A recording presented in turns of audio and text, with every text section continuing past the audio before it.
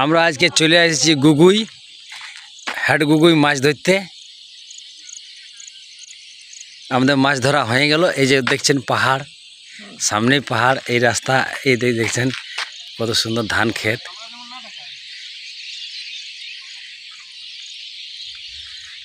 দেখুন আমরা চলে এসেছি হেড গুগুই।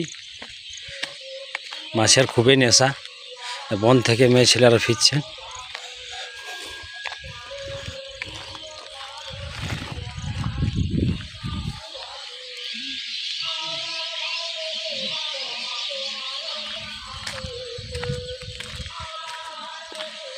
আমরা মাছ পাই নাই, কিন্তু দুঃখের কোনো বিষয় নেই, চেষ্টা করেছিলাম।